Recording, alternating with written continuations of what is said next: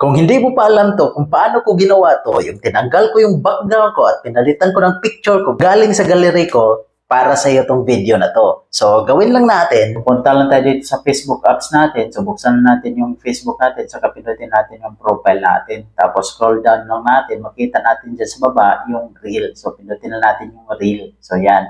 Tapos, makita nyo dyan sa taas. So, swipe nyo lang pagilid. So, makita mo yung green screen. So, pindutin na natin yung green screen. Tapos, makikita ka dyan sa baba, scenes at camera roll. So, yung scenes, so yung iba't ibang background na gusto ninyo. So, mamili ka lang dyan. So, marami namang background dyan na free lang gamitin. So, kunyari, mamili tayo ng isa, gawin natin background. So, ito.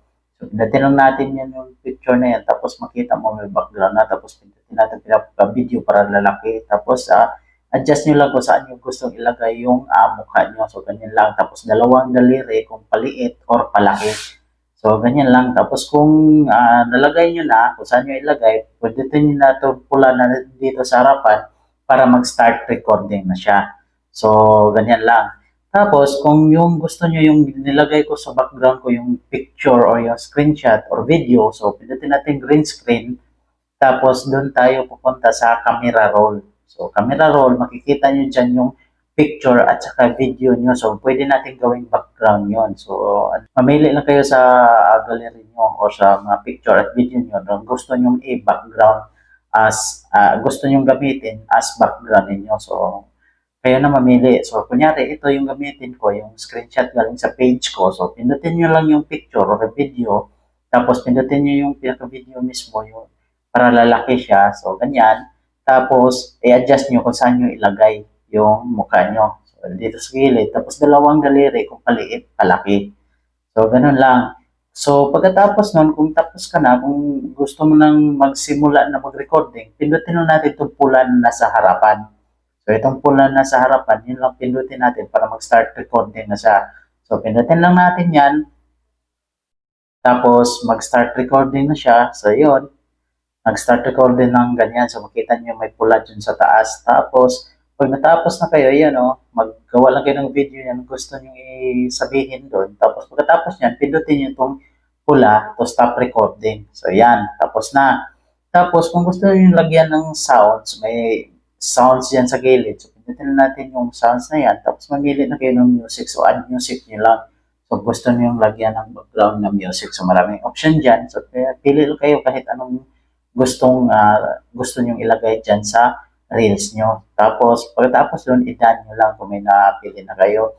Tapos, may text dyan. So, lagyan lang natin ng text. Kung gusto nyo lagyan ng text yung video nyo, so, pinutin nyo lang yung text. Tapos, kayo na bahala maglagay. So, kunyari, lagyan natin ng almost 4 million na yung views natin. So, almost 4 million na guys. Tapos, done nyo lang. Tapos yun, i-adjust nyo lang kung saan nyo ilagay. Tapos ganyan. So, saan nyo gusto ilagay. So, kayo na bahala.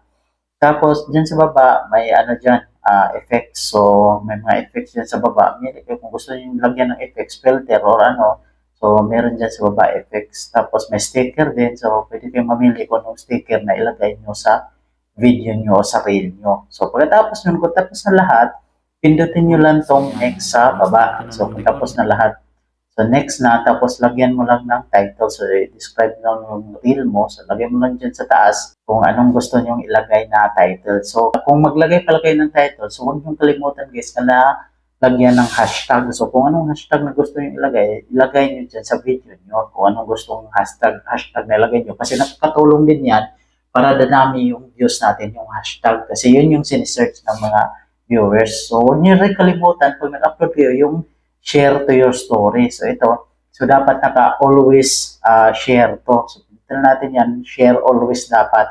Para every time mag-upload kayo, diretso sa story na natin yung reel natin. So, kung tapos na lahat, share na nyo na.